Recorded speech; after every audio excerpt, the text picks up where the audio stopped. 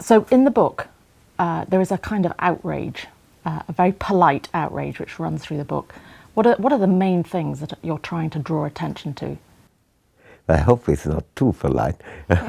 No, I'm very outraged by the fact that despite several achievements of India, continued successful democracy,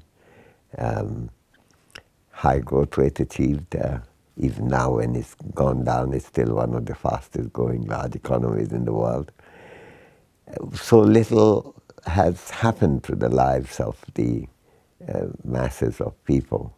The kind of ordinary facilities that any human being today should expect to have, namely a decent school to send your children to have basic health care to which you can go if you have a problem, to have the fundamental social order combined with sanitary facilities, epidemiology, immunization, hasn't happened in India. Maternal undernourishment is very strong, and quite often the children's undernourishment actually come from maternal undernourishment, being born in underweight babies, which make them more prone to illnesses and death early. And actually, throughout your life, there are certain disadvantages. Some people have claimed being born undernourished as a child, with smaller arteries and so on. These are subject of medical dispute. So, but I think there's a lot to worry about there. There's a lot to worry about the fact that people don't have a kind of systematic medical facility that they can go to. You have some public health care, but not enough.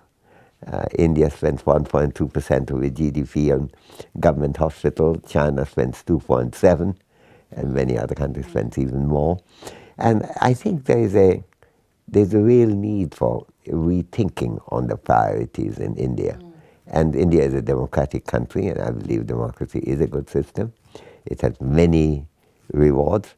And one of the rewards, aside from its own value, is that if you have reason to be discontented with something, you can raise the question, you can holler, you can agitate.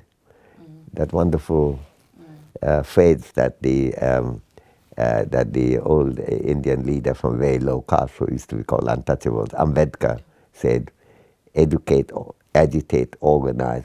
I think it's very central to bringing about a better India. And around the world, India has a reputation now as a fast-growing economy. There's a lot of interest in the growing Indian middle class. I think that you're also challenging those perceptions of India as well. Yes and no, because many of these are correct. India produces a large number of scientists and engineers each year. India may not have a decent, organized, systematic medical system in the country, but it still produces more generic medicine than any other country in the world. People in Latin America and Africa and parts of Asia depend on the cheap, reliable Indian medicine produced. India produces more information technology in many areas than any other country. So I think we shouldn't go from one extreme to the other, saying that these are not achievements. Of course they are achievements. But ultimately, if we judge it by the quality of human life, their well-being, their freedom to do the things they have reason to value and want doing, there are huge gaps.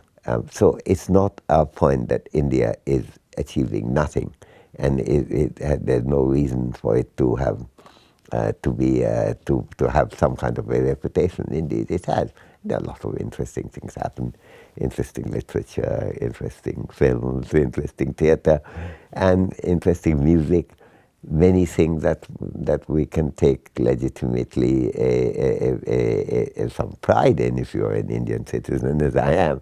But there are matters of huge shame, whereby you should hold our head low about how the lives of very large number of people in India are going. You've talked about pockets of California in the midst of sub-Saharan Africa. There is this enormous disparity. So there are the great successes that you're just describing, but within a context of some appalling levels of poverty and deprivation in certain. That's right. You see, but there's also an interesting thing, Madeline, is that those deprivations can be removed only when we become aware how much of a deprivation they are. Because the great thing about democracy is that then it becomes a politicized issue on which you can fight election and make a difference.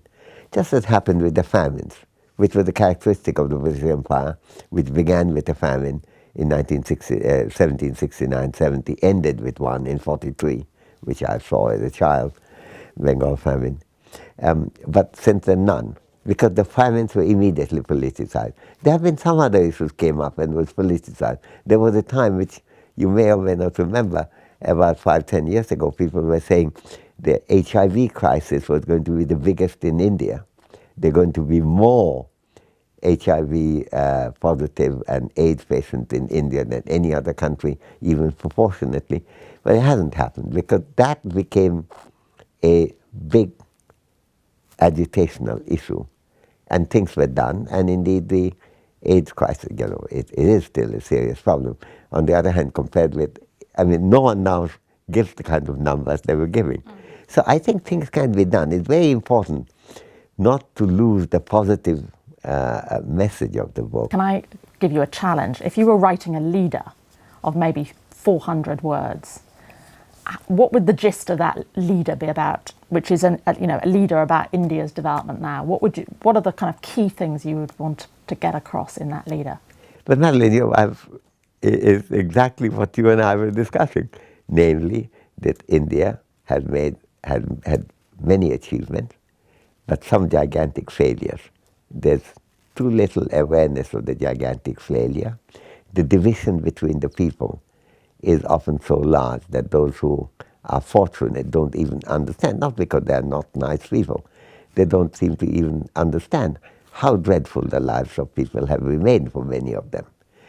And that through democracy, if these things become much more discussable, I do believe that ultimately epistemology and ethics, the knowledge and morality are closely related. So I think with better understanding of what's going wrong and what has gone wrong and how it could be remedied, we can bring about a change through democratic means. That would be, if you have I would try not to accept the invitation to write a 400-word editorial, but it's gunpoint if I had to do that. That would be the editorial I would write.